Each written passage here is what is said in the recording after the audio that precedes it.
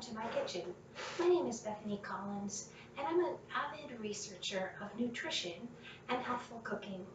Today, I'd like to show you how we're going to grind our own wheat to make our very own 100% whole wheat bread. Now, I love this bread because have you ever cut an apple and after 20 or 30 minutes that apple begun turning brown? The reason it does that is because of a process called oxidation. And you see, when you cut open that apple, you are exposing the enzymes to the oxygen, and oxygen begins killing those enzymes. Now, enzymes work in our body to help with the digestive process. And so you want, the more enzymes that you can have, you want. And so what we do with this bread is we actually grind our own wheat, because the process of oxidation works the same way. Once the grain is ground and the flour is in the form of flour, the process of oxidation begins. And in a very short time, flour goes rancid. If it's left on the shelf, if it's not used, usually within a week's time, it's already begun going rancid. And it not only is not good for you, but it actually is bad for you. So, why do we grind our own wheat? It's so that we can use the flour at its very, very earliest, where it's the fullest of the enzymes, to help in the process of digestion. If you would like more information about the process of oxidation and how the enzymes help our body, you can read The Cure, Heal Your Body, Save Your Life by Dr. Timothy Brantley. This book was written in 2008, and I highly recommend it for anybody who is interested in understanding the processes of how the body breaks down enzymes and how it digests food and how it keeps the body healthy. But for now, let's begin with our grinding of our wheat. So what I have here is 10 cups of just regular winter hard white wheat. And we're going to turn on our grinder and we'll grind our flour.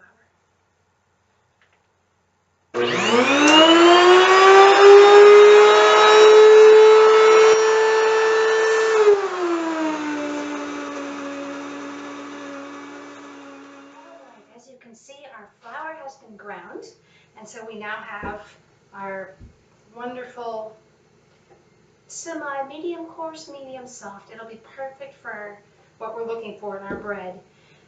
Now we've put our ingredients in their cups, and I'll just tell you we're going to have 3 tablespoons of your SAP instant yeast. We have 1/2 cup of olive oil. We have also 1/2 cup of our honey, and we have 1 tablespoon of salt. Now I want to point out that with our honey, when we're using raw honey, one way that you can tell that it is truly raw and unprocessed is that you'll find that it's just as hard as can be. It's very difficult to dig out. When you get processed honey at the store, it's soft and it's easy to spread and it's easy to squeeze out of the bottle.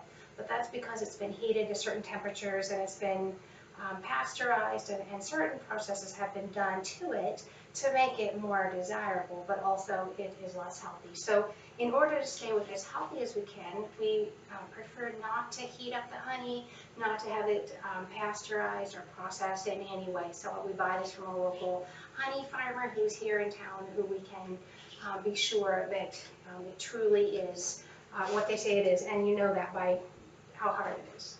So it's very difficult, as you can see, it's very difficult to dig out. It doesn't measure very well. I usually will just scoop out what I can and then try to make it a little heaping just to make sure, because the added sweetness is always nice. Also, when you're making this with a measuring cup, it's always easier if you use a 1/2 cup measuring cup with the oil, followed by your 1/2 cup of honey, because that oil helps to coat the cup and makes the honey more easily come out into your pan or into your bowl. All right, so what we're doing right now is we're just waiting for, it looks like our water is boiling. We always want to measure the water that we're going to put into our pan, because for the sake of the yeast, you want it to be about 130 degrees Fahrenheit. And so I always use a way to measure so that we don't get it too hot or too cold. Either way, it can ruin the yeast and it won't rise, and that makes for very sad bread. So, all right. So we have this Bosch mixer, which is going to do a lot of our work for us. And we're going to start out with 5.5 cups, approximately, of our boiling water. And you want another half cup. I will pour it when it's boiling like this. I usually pour about 3/4 of a cup extra because with the steam, I know that we're going to lose some of that moisture. And so I will add about 3/4 of a cup and just realize that it will diminish as the steam comes out and as we cool it down. Now we're going to wait a few minutes while we allow for the temperature to come down to 130 degrees. All right, so we're just going to take a look here. It looks like we are right at 130 degrees, so we are ready to begin. We can put our temperature away. And we can begin. We start off with the salt, 1 tablespoon of salt, followed by the olive oil.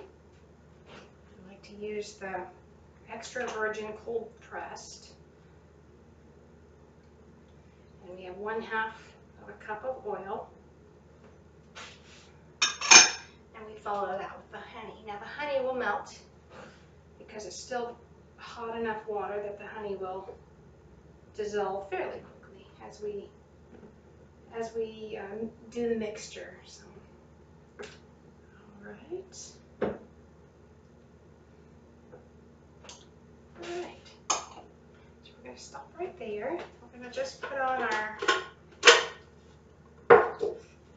outer lid here, and we're going to just mix it a little bit just to get the honey to begin to dissolve.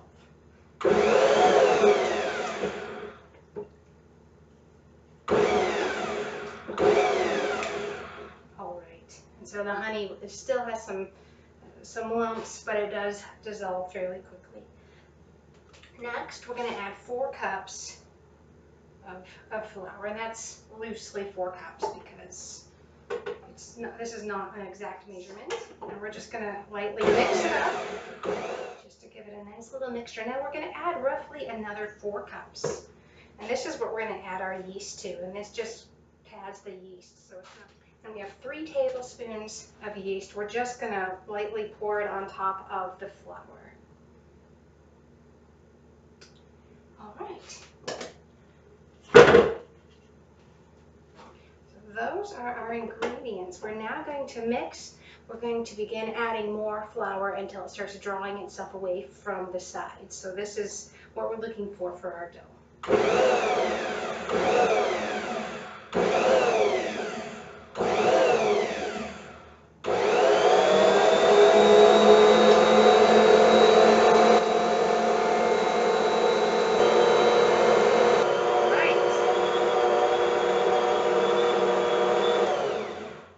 Now we have enough flour in our dough, so what we're going to do now, we're going to turn this back on and leave it for 7 to 8 minutes, and we're going to let it do the kneading. So it's going to save your arms and your hands and your muscles. It's going to do the work for us, and we're going to leave that for about 7 or 8 minutes. 8 minutes, our dough has kneaded very nicely. And now comes the fun part. We're going to take Crisco. I've already sprayed the pans. This amount of dough will make approximately 5 loaves of bread. At this point is when you would make this if you were going to make tea rings or cinnamon rolls. The dough is all ready. We're going to take Crisco, we're going to generously rub it onto the table so that we've created a place, and then you're going to rub it on your hands as well to get your hands nicely greased. Grease on our hands, and we're just going to begin forming this dough. It's good to let it drop with a thud because it helps get rid of air bubbles. So we're basically trying to put it into a round shape here. All right, and there it is. Now, I have brought a serrated knife, which makes it really easy to cut and just to go ahead and partition into its 5. Now, I usually, because it's harder to divide it into 5, I divide it into 6, and then I just take 1/5 of that 6th piece for each loaf.